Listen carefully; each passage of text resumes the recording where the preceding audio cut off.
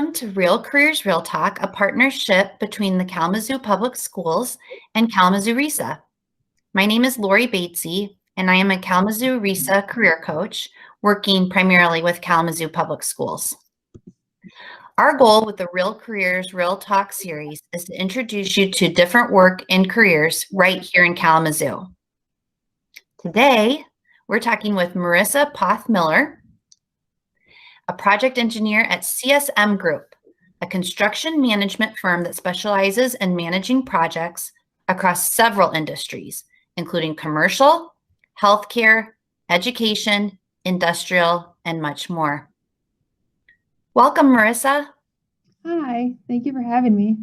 We're so glad you're here. I want to start by saying congratulations on your graduation.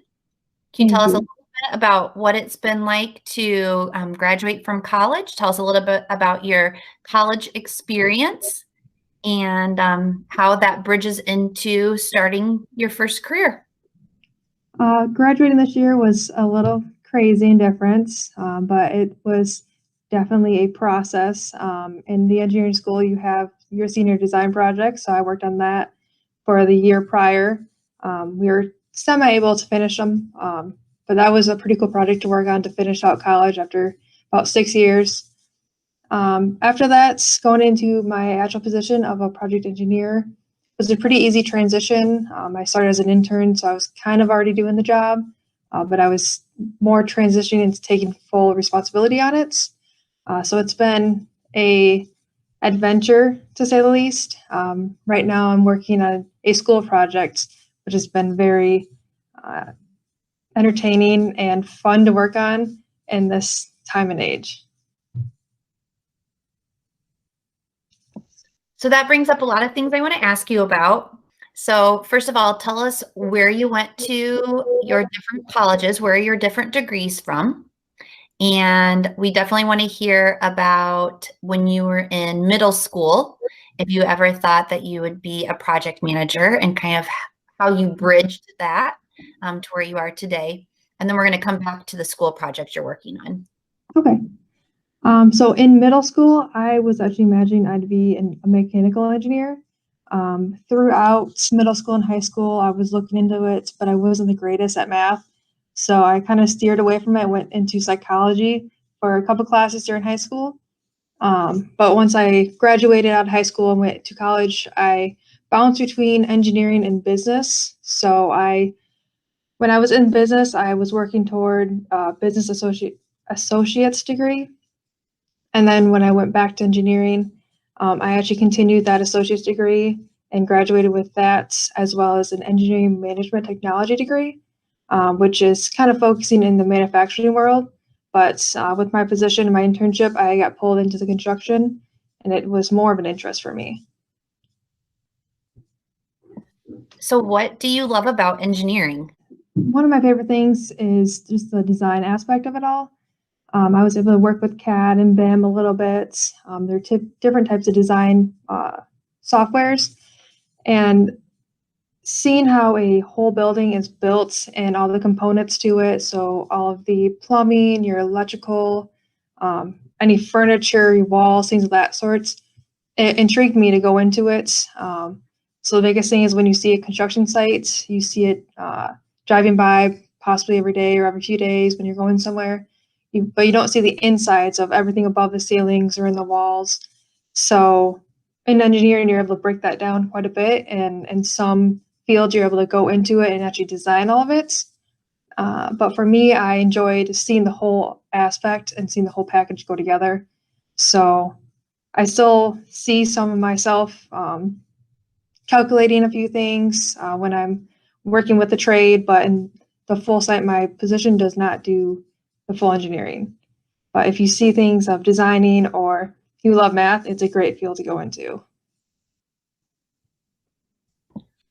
So I like where you headed with that. Maybe not specific classes that you took, but maybe a project or something that you did in school where you were like, oh, I could see this connecting to what I want to do when I grow up. Anything come to mind?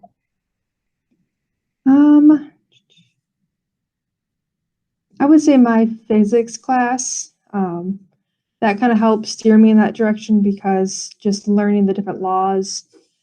And then when I went into engineering right out of high school, I took a couple kind of the same thing of physics, but it was actually called strength of materials. That was a big eye opener on, per se, how a bridge works. Sounds like a lot of STEM skills is what we call it now in education. Is that a term that you heard? Yes, it is everywhere in the college. There's a lot of different aspects that you can go into. So I know at Western Michigan, they have different clubs that you can join for those. I believe there might be a few in high school that you can join, even the trades departments, but they really focus on those and help you reach your goals and figure out where you want to go in the STEM area.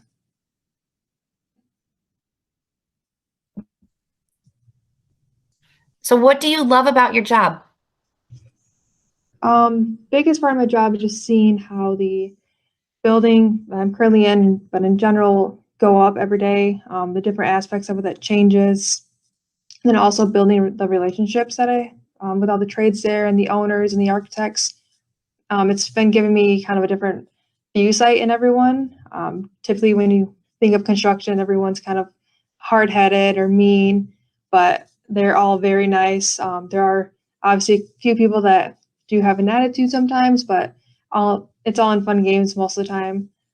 So I've made a lot of friends, I will say, and it's just an enjoyment to my day that I go to work, and every day I'm going to learn something new from somebody or learn something new about them in general.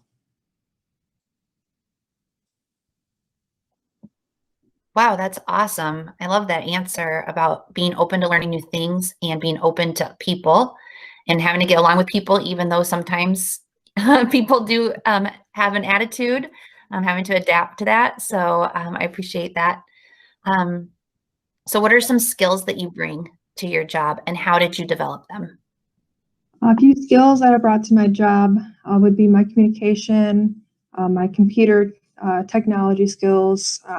I'm not a very highly tech savvy person when it comes to computers, but I know enough to where I can help improve the ways that we do things at work, or help my project managers if they're struggling with either using a type of program, or even just finding an easier way to direct the project and improving things. So I work not directly with my IT, but I help them out when needed to help show them that, hey, if we do it this way, it can either minimize the amount of time spent on something or improve the way that we're doing it. I also, with my communication, I've had to learn that from this side, but I also came into it and brought to the aspect of, well, how can we communicate them to improve the way that they're building this building, or change something. So it's your perfect day at work. You wake up, you arrive at work. Maybe you're working from home. I don't know. You can tell us about that. Tell us everything that's happened that day that's made it your perfect day. So a perfect day at work would be waking up on time and getting there on time. But it's also receiving information that either one of the materials that hasn't been shipped yet is on its way to the site. Having the trades come to us if there's a potential issue, and then being able to solve it that same day is a great day, because that helps minimize a lot of headaches further down either the week or the month. What else? It's really, the biggest thing is just working with everybody and hoping that everybody that day is a team player, especially, and be able to communicate with us, so that when I leave work that day, I'm not going home and stressing about something if we're behind on material shipments, or we know that we're going to be late on something. Those are when, not necessarily a bad day, but it's kind of a sad thought to have at the end of the day, just because I know it's going to come up in a few days and it'll be a future issue. I have worked from home a little bit. I did not enjoy it, because it's a lot easier doing my job out on the site and be able to communicate with everybody and seeing the stages of what they're doing and where they're at, and not being able to see those items. I struggle with it because I also work on the daily log, so I count all the manpower of the day, what they did, and take photos, and I can't necessarily do that from home. So it sounds like you work a lot with other people. Do you have to go to meetings, and what do those look like? How often do you have to collaborate with other people, and what does that look like? So my whole day is mainly communicating with people and then collaborating with them on what they're doing, kind of building out timelines for the week or even the day. So I wouldn't say my whole day is like a meeting, but some days are like that. It's just grabbing the trades that are needed. So if I need the electrician and the plumber, it's not necessarily making a meeting out of it, but it's just a pull aside, hey, what are we doing today? When do you think we'll have this bathroom done or this area done? We do have meetings that we sit on. Typically, they're owners' meetings, or we'll have trade meetings once a week with everybody in the room. Right now, it's more of on the Zoom calls or in an open area we gather because we usually have 4 or 5 people. But it's just discussing timelines with the trades, when we'll be finishing. And then with the owners, it's talking about budgeting. If there's changes that need to be made, then we'll get approvals for those. But for the most part right now, it's typically those 2 types of meetings and then meetings on sites. What's been a time at work that something has just completely fallen apart? Like a failure you had or a challenge, and what are some ways that you had to adjust to overcome it?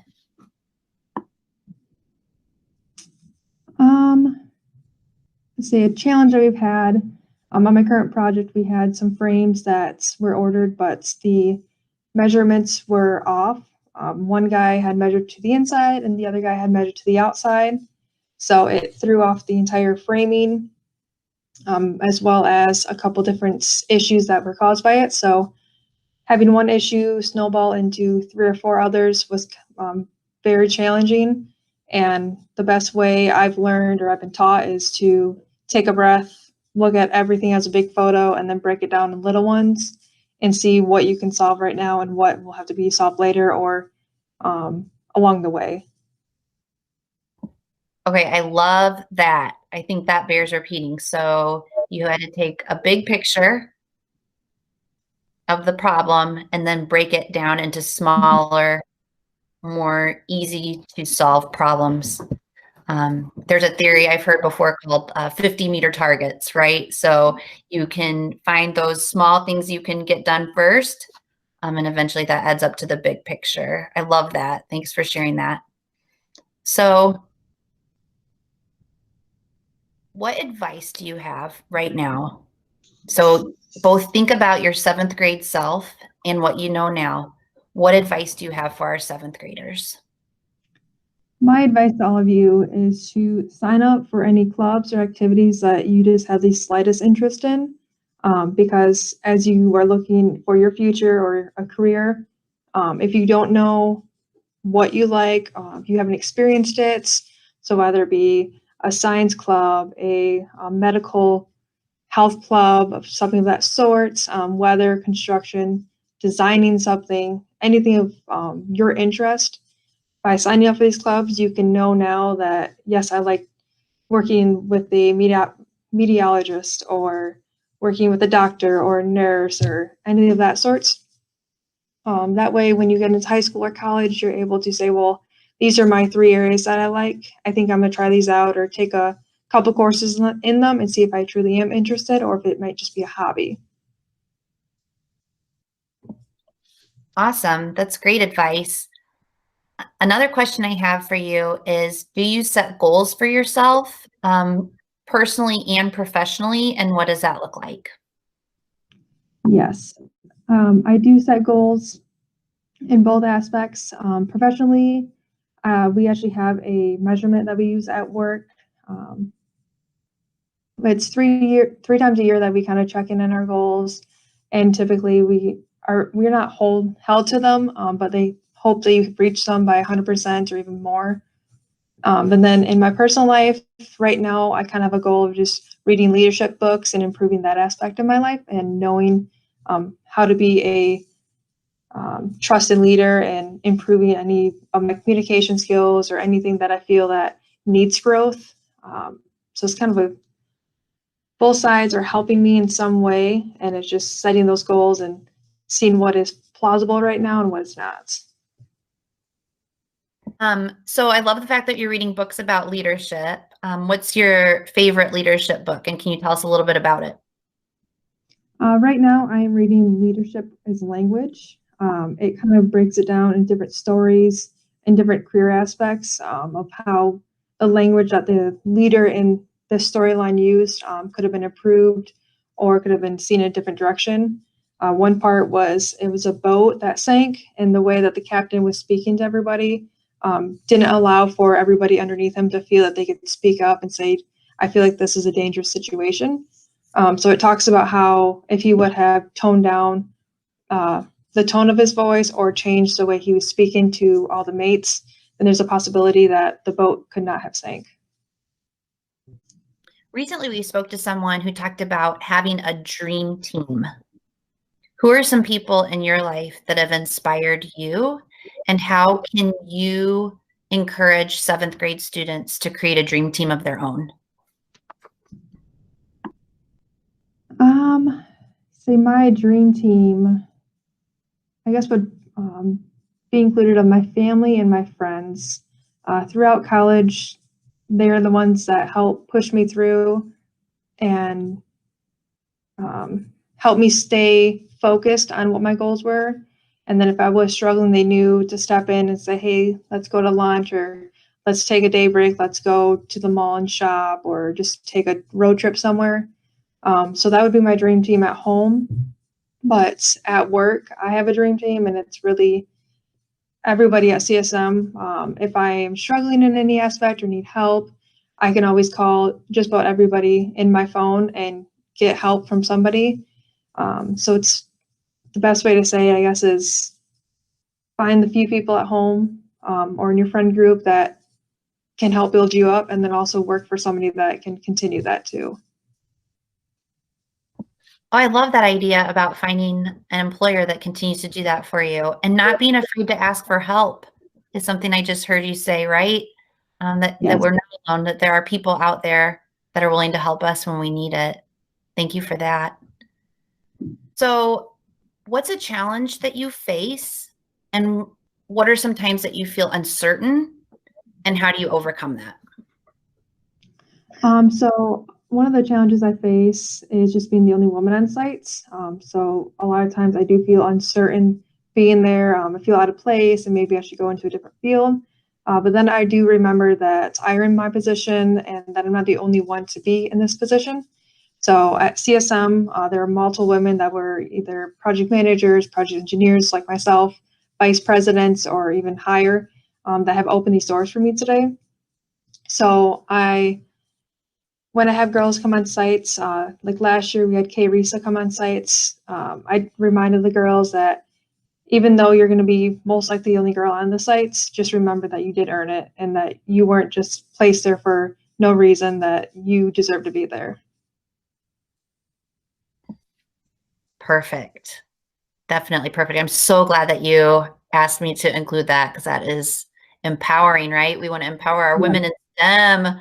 There's so many opportunities for women right now in STEM to follow that and then get scholarships and internships. So thank you for encouraging that from our young ladies. Thank you, Marissa, for being with us today at Real Careers, Real Talk. We're glad you took some time from your project management and spoke with us and our 7th grade students and shared a little bit about your career. Thank you for having me.